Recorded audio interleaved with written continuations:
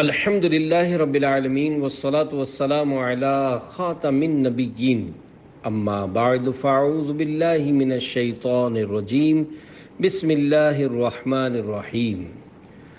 بادشاہ کی سڑی ہوئی لاش، یہ مضمون غیبت کی تباہ کاریاں صفحہ 163 تا 178 سے لیا گیا ہے۔ دعائے عطار: یا اللہ پاک، جو کوئی 17 صفحات کا رسالہ بادشاہ کی سڑی ہوئی لاش پڑھ یا سن لے، اس کے سارے گناہ معاف فرما اور اسے اپنا مقبول بندہ بنا کر بے حساب مغفرت سے نواز دے۔ آمین بجاہ النبی الامین صلی اللہ علیہ وآلہ وسلم۔ درود شریف کی فضیلت حضرت علامہ مجد الدین فیروز آبادی رحمۃ اللہ علیہ سے منقول ہے، جب کسی مجلس میں یعنی لوگوں میں بیٹھو اور کہو بسم اللہ الرحمن الرحیم وصلی اللہ علی محمد، تو اللہ پاک تم پر ایک فرشتہ مقرر فرما دے گا جو تم کو غیبت سے باز رکھے گا۔ اور جب مجلس سے اٹھو تو کہو بسم اللہ الرحمن الرحیم وصلی اللہ علی محمد، تو فرشتہ لوگوں کو تمہاری غیبت کرنے سے باز رکھے گا۔ صلو علی الحبیب صلی اللہ علی محمد۔ غیبت نیکیوں کو جلا دیتی ہے۔ آہ ہمارے معاشرے کی بربادی! افسوس، 100 کروڑ افسوس! غیبت کرنے اور سننے کی عادت نے ہر طرف تباہی مچا رکھی ہے۔ منقول ہے، آگ بھی خشک لکڑیوں کو اتنی جلدی نہیں جلاتی جتنی جلدی غیبت بندے کی نیکیوں کو جلا کر رکھ دیتی ہے۔ میری نیکیاں کہاں گئیں اے عاشقان رسول؟ غیبت کی تباہ کاریوں میں سے یہ بھی ہے کہ اس کی وجہ سے نیکیاں ضائع ہو جاتی ہیں، جیسا کہ اللہ پاک کی عطا سے غیب کی خبریں دینے والے پیارے پیارے آقا صلی اللہ علیہ وآلہ وسلم نے ارشاد فرمایا، بے شک قیامت کے روز انسان کے پاس اس کا کھلا ہوا نامہ اعمال لایا جائے گا۔ وہ کہے گا، میں نے جو فلاں فلاں نیکیاں کی تھیں وہ کہاں گئیں؟ کہا جائے گا، تو نے جو غیبتیں کی تھیں اس وجہ سے مٹا دی گئی ہیں۔ قیامت میں ایک ایک لفظ کا حساب ہوگا۔ پیارے پیارے اسلامی بھائیوں، آہ بروز قیامت ایک ایک لفظ کا حساب ہوگا۔ غور کیجئے، اس فانی دنیا میں عمر عزیز کے 4 دن گزارنے کے بعد ہمیں اندھیری قبر میں اتار دیا جائے گا، پھر اس کی وحشت آمیز تنہائیوں میں نہ جانے کتنا عرصہ ہمارا قیام ہوگا۔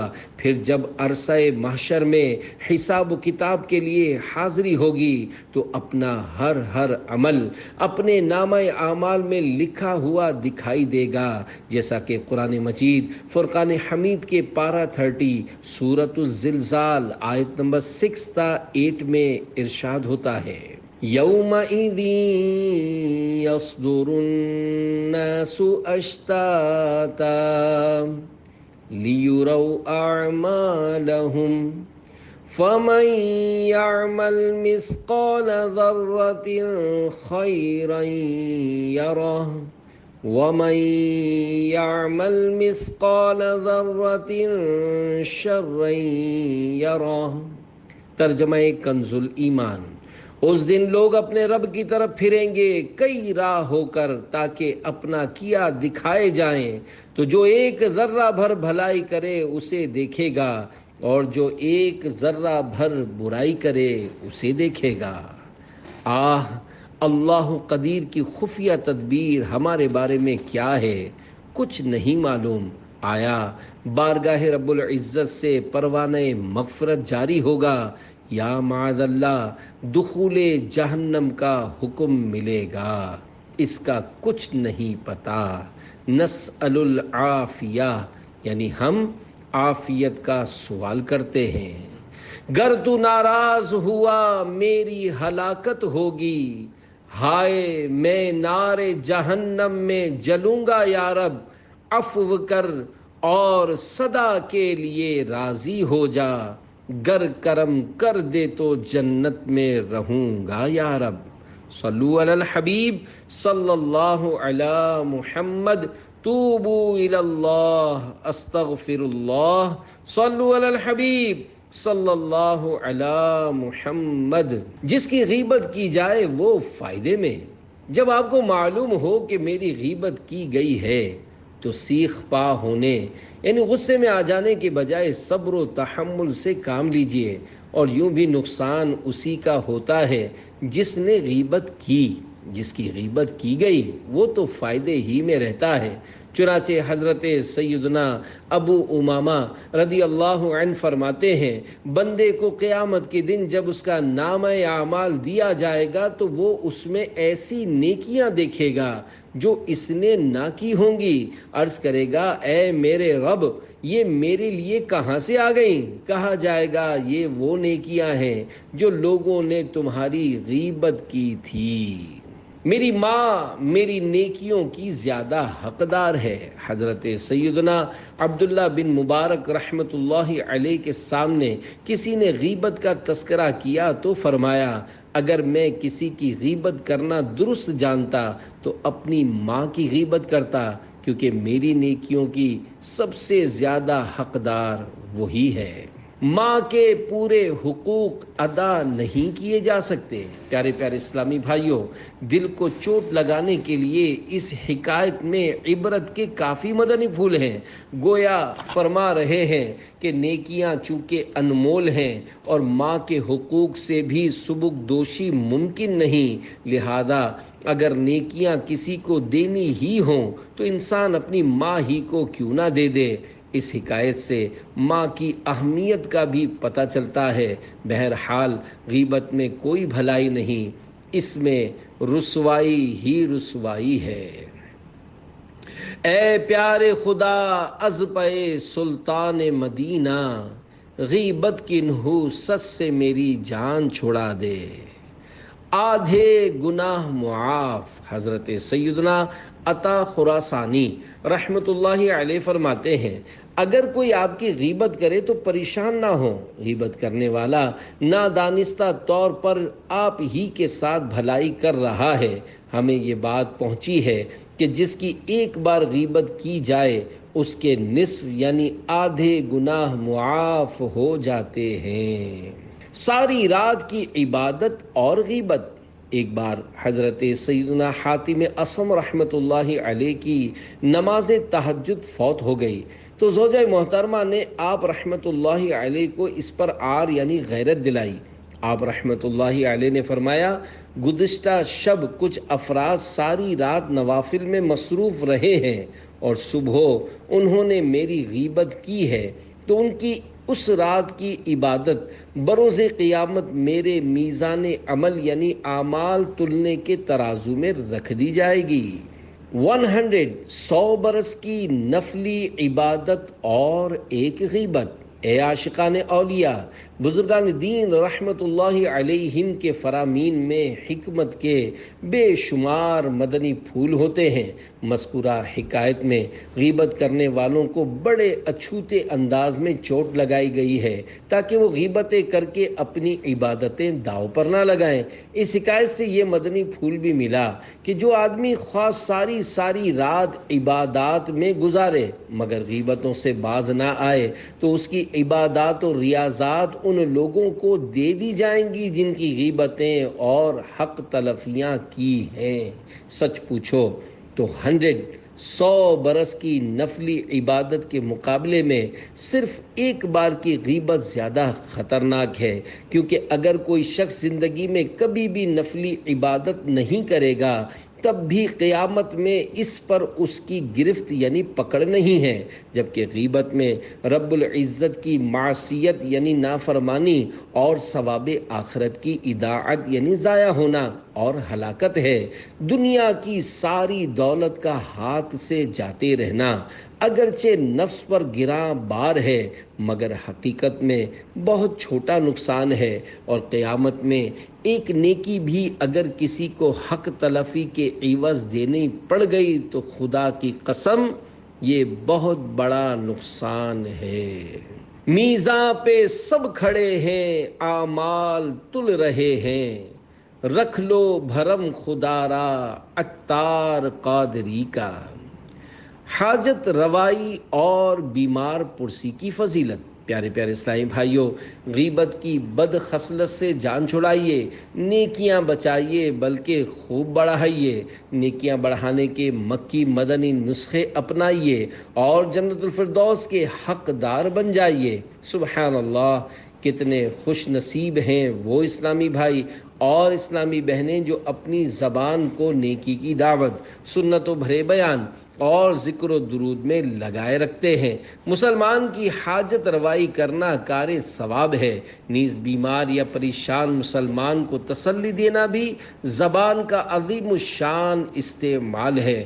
چنانچہ حضرت عبداللہ ابن عمر رضی اللہ عنہما اور حضرت ابو ہریرہ رضی اللہ عنہ سے روایت ہے، دونوں فرماتے ہیں، جو اپنے کسی مسلمان بھائی کی حاجت روائی کے لیے جاتا ہے، اللہ پاک اس پر 75,000 ملائکہ کے ذریعے سایہ فرماتا ہے، اور وہ فرشتے اس کے لیے دعا کرتے ہیں، اور وہ فارغ ہونے تک رحمت میں غوطہ زن رہتا ہے، اور جب وہ اس کام سے فارغ ہو جاتا ہے تو اللہ پاک اس کے لیے ایک حج اور ایک عمرے کا ثواب لکھتا ہے، اور جس نے مریض کی عیادت کی اللہ پاک اس پر 75,000 ملائکہ کے ذریعے سایہ فرمائے گا، اور گھر واپس آنے تک اس کے ہر قدم اٹھانے پر اس کے لیے ایک نیکی لکھی جائے گی، اور اس کے ہر قدم رکھنے پر اس کا ایک گناہ مٹا دیا جائے گا اور ایک درجہ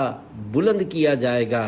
جب وہ مریض کے ساتھ بیٹھے گا تو رحمت اسے ڈھانپ لے گی، اور اپنے گھر واپس آنے تک رحمت اسے ڈھانپے رہے گی۔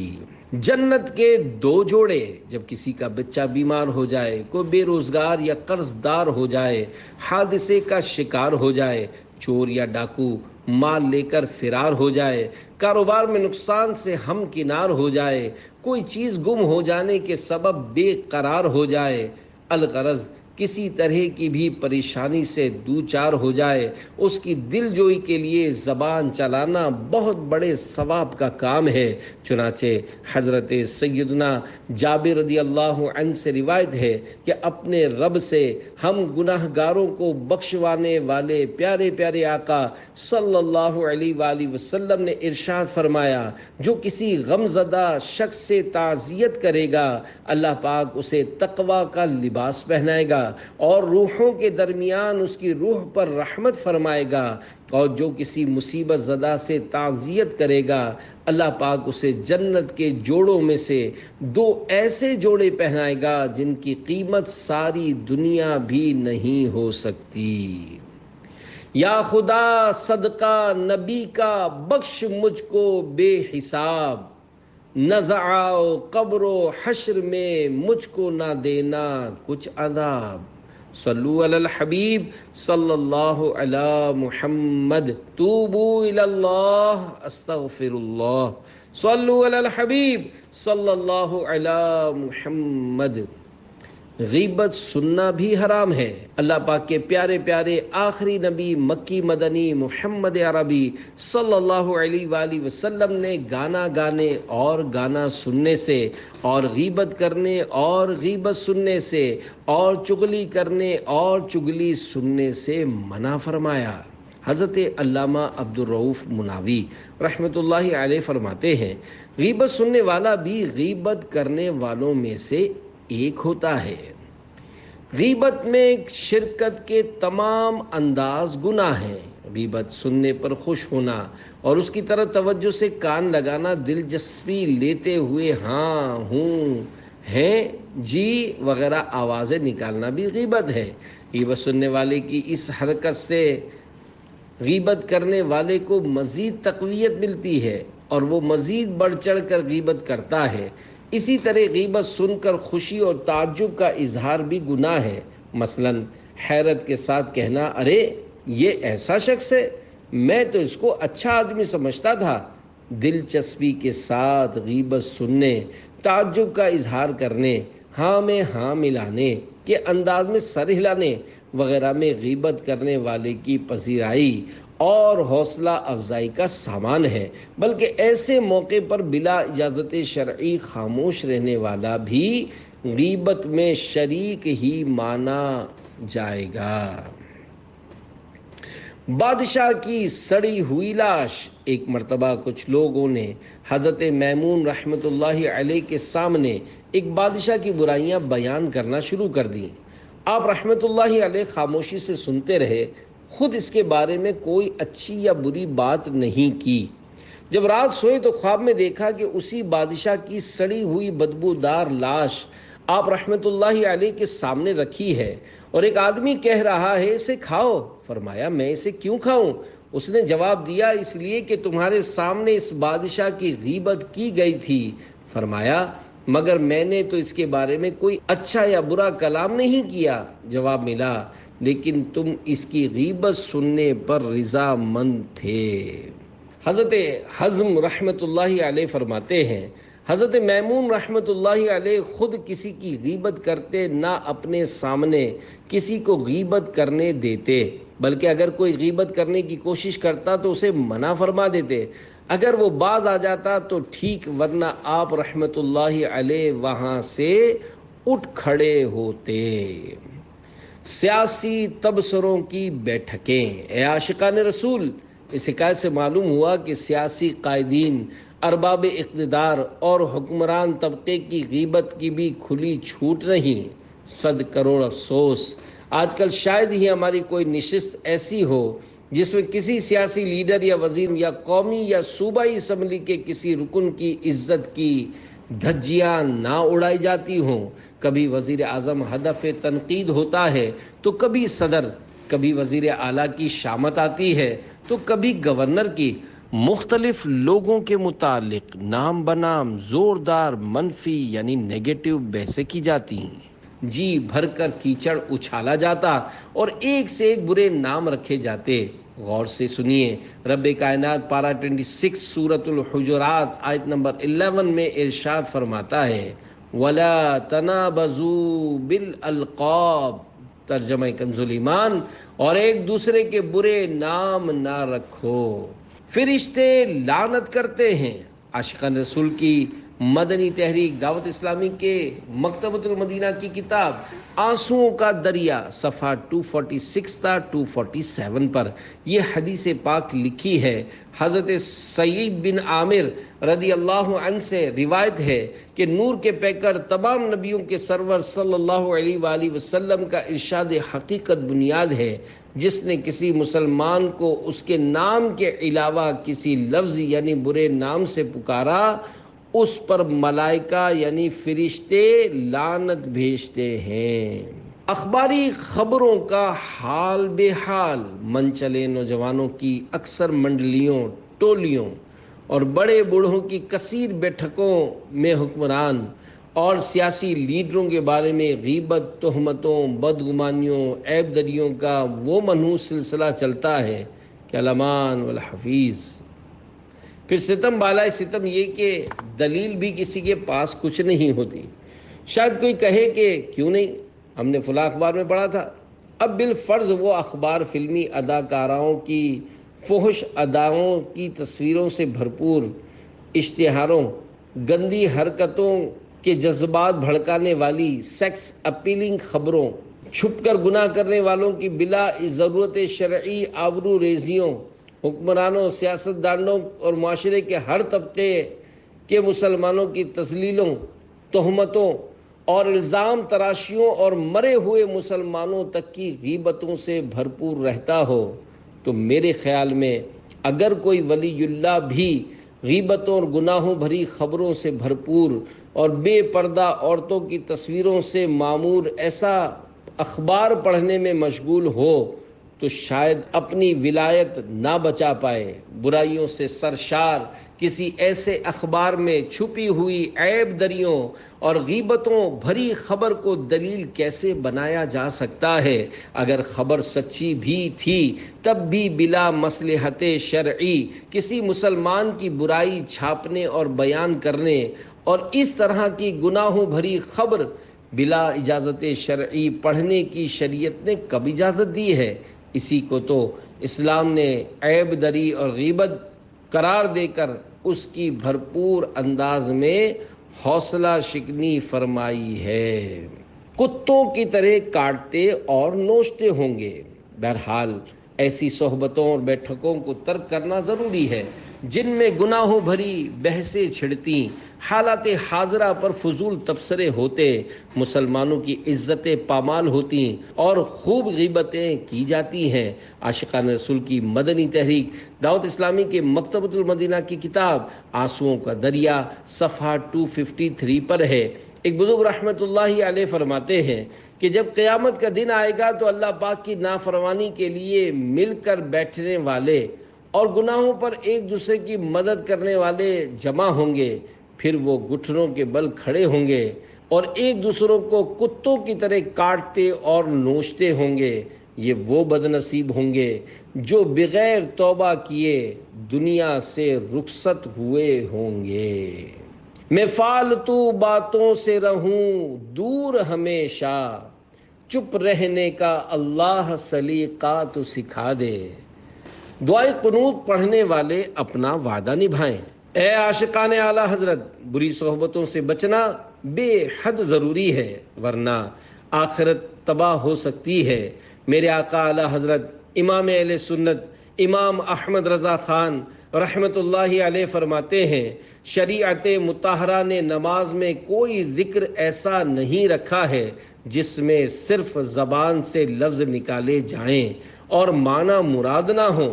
تو آپ کی یاد دہانی کے لیے عرض ہے کہ نماز وتر میں آپ یہ دعائے قنوت تو پڑھتے ہی ہوں گے جس میں ہے وَنَخْلَعُ وَنَتْرُكُ مَن يَفْجُرُكَ، یعنی یا اللہ ہم الگ کرتے ہیں اور چھوڑتے ہیں اس کو جو تیری نافرمانی کرے۔ اگر آج سے پہلے معنی معلوم نہیں تھے تو چلیے اب پتہ چل گیا، لہذا اپنے رب کریم سے کیے جانے والے روز روز کے اس وعدے کو اب عملی جامہ پہنا ہی دیجیے، اور نماز نہ پڑھنے والوں، گالیوں، بدگمانیوں، تہمتوں، غیبتوں، چغلیوں اور طرح طرح سے نافرمانیوں میں ملوث رہنے والوں، فاسقوں اور فاجروں کی بیٹھکوں اور ان کی صحبتوں سے توبہ کر لیجئے۔ اور قرآن کریم بھی ایسوں کی صحبت سے منع فرماتا ہے، جیسا کہ پارہ 7 سورۃ الانعام آیت نمبر 68 میں ارشاد ہوتا ہے وَإِمَّا يُنْسِيَنَّكَ الشَّيْطَانُ فَلَا تَقْعُدْ بَعْدَ الذِّكْرَى مَعَ الْقَوْمِ الظَّالِمِينَ۔ ترجمہ کنز ایمان، اور جو کہیں تجھے شیطان بھلاوے تو یاد آئے پر ظالموں کے پاس نہ بیٹھ۔ تفسیرات احمدیہ میں اس آیت مبارکہ کے تحت لکھا ہے، یہاں ظالمین سے مراد کافرین، مبتدعین یعنی گمراہ و بد دین اور فاسقین ہیں۔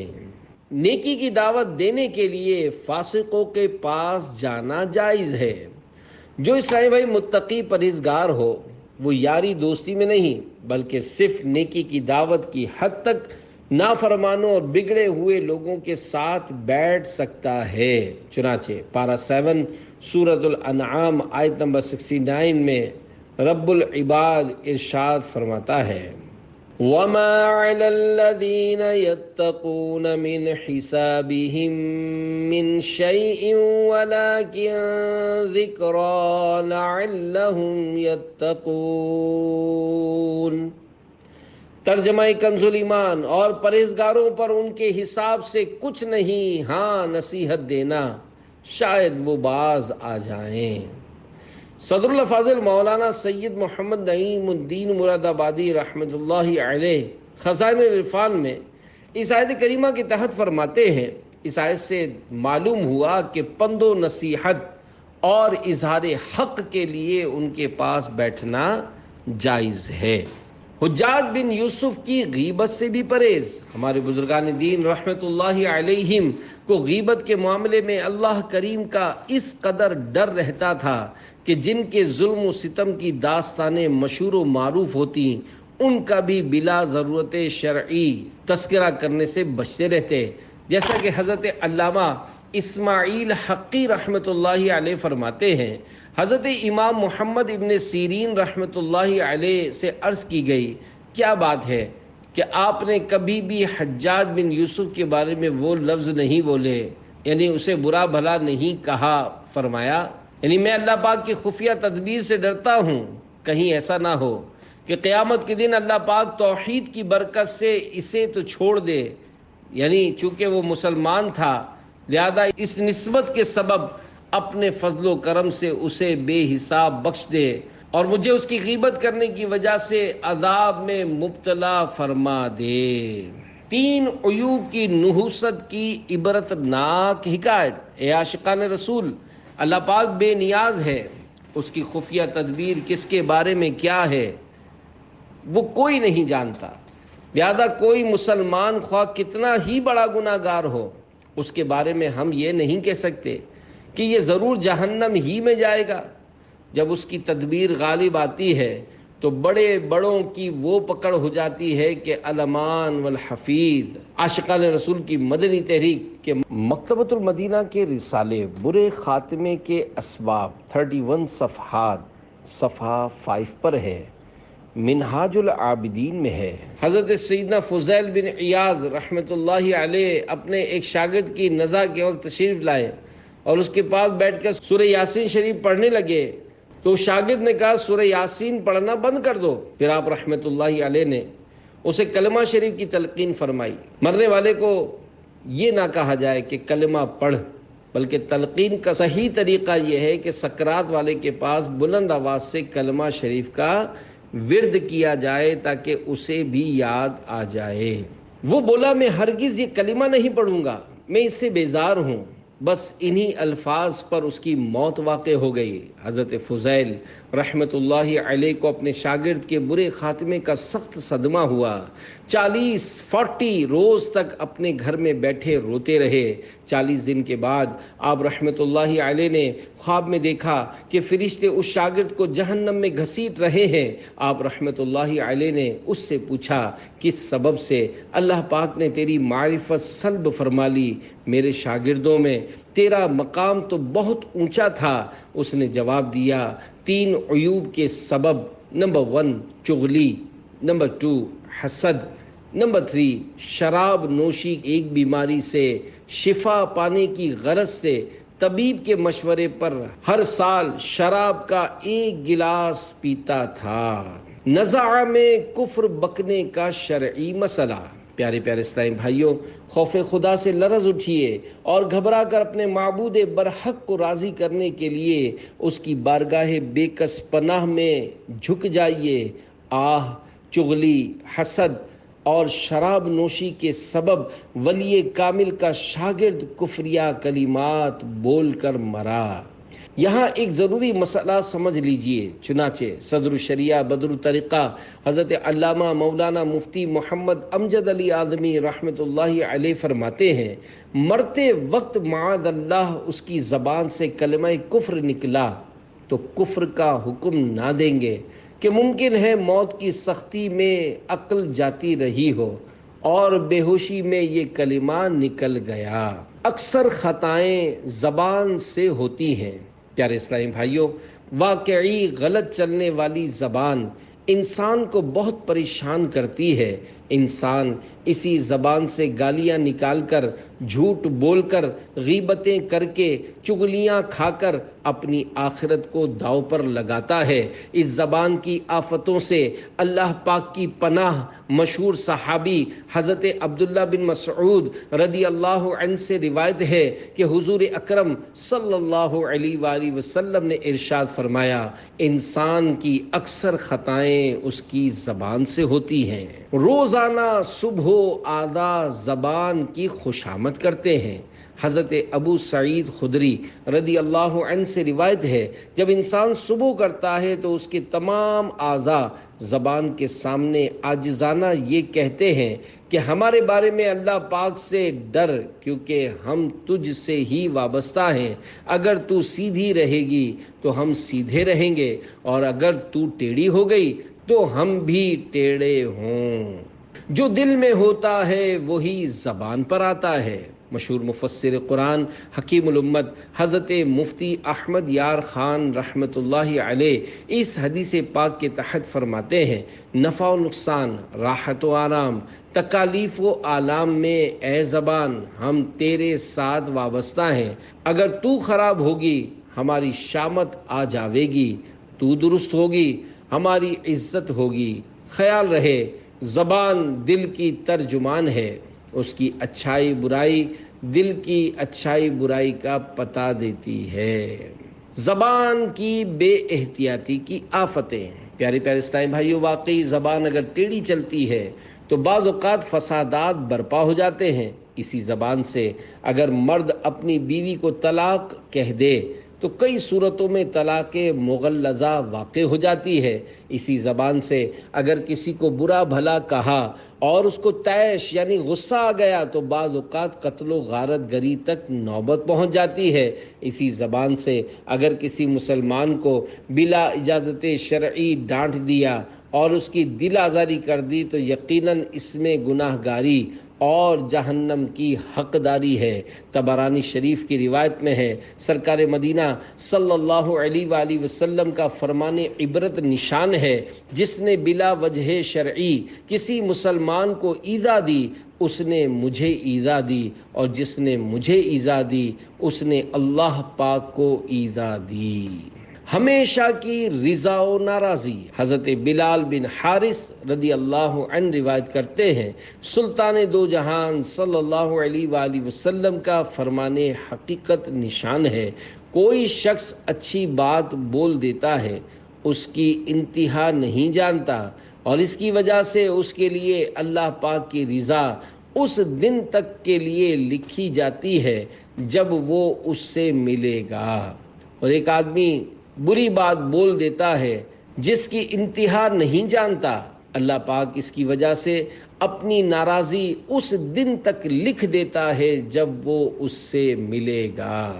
پہلے تولو پھر منہ سے بولو، مشہور مفسر قرآن حکیم الامت حضرت مفتی احمد یار خان رحمۃ اللہ علیہ اس حدیث پاک کے تحت فرماتے ہیں، یعنی بعض اوقات آدمی کوئی بات ایسی بری بول دیتا ہے جس سے رب کریم ہمیشہ کے لیے ناراض ہو جاتا ہے، لہذا انسان کو چاہیے کہ بہت سوچ سمجھ کر بات کیا کرے۔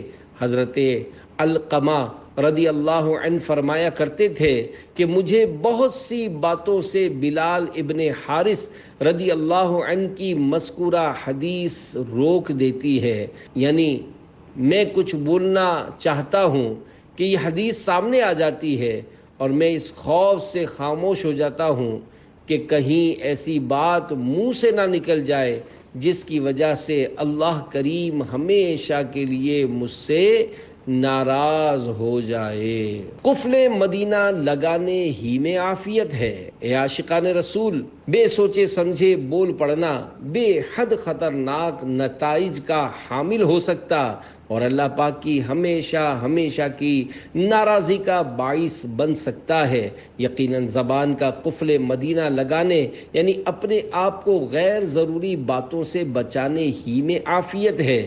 خاموشی کی عادت ڈالنے کے لیے کچھ نہ کچھ گفتگو لکھ کر یا اشارے سے کر لیا کرنا بے حد مفید ہے، کیونکہ جو زیادہ بولتا ہے عموماً خطائیں بھی زیادہ کرتا ہے، راز بھی فاش کر ڈالتا ہے۔ غیبت و چغلی اور عیب جوئی جیسے گناہوں سے بچنا بھی ایسے شخص کے لیے بہت دشوار ہوتا ہے، بلکہ بک بک کا عادی بعض اوقات معاذ اللہ کفریات بھی بک ڈالتا ہے۔ دل کی سختی کا انجام، اللہ الرحمن ہم پر رحم فرمائے اور ہماری زبان کو لگام نصیب کرے کہ یہ ذکر اللہ سے غافل رہ کر فضول بول بول کر دل کو بھی سخت کر دیتی ہے۔ اللہ غنی کے پیارے نبی مکی مدنی صلی اللہ علیہ وآلہ وسلم کا فرمان عبرت نشان ہے، فحش گوئی سخت دلی سے ہے اور سخت دلی آگ میں سے ہے۔ بک بک کی عادت کفر میں ڈال سکتی ہے۔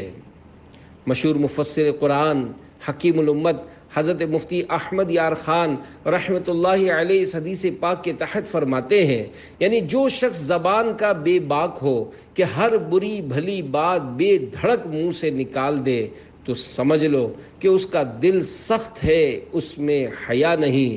سختی وہ درخت ہے جس کی جڑ انسان کے دل میں ہے اور اس کی شاخ دوزخ میں۔ ایسے بے دھڑک انسان کا انجام یہ ہوتا ہے کہ وہ اللہ رسول کی بارگاہ میں بھی بے ادب ہو کر کافر ہو جاتا ہے۔ جی چاہتا ہے خوب گناہوں پہ میں روؤں، افسوس مگر دل کی قساوت نہیں جاتی۔ صلو علی الحبیب صلی اللہ علی محمد، توبوا الی اللہ، استغفر اللہ، صلو علی الحبیب صلی اللہ علی محمد۔ فرمانے امیر اہل سنت دامت برکاتہم العالیہ، جب بھی بولیں اچھا بولیں کہ میٹھے بول میں ایسا جادو ہے کہ نافرمان و باغی اطاعت گزار ہو جاتے ہیں۔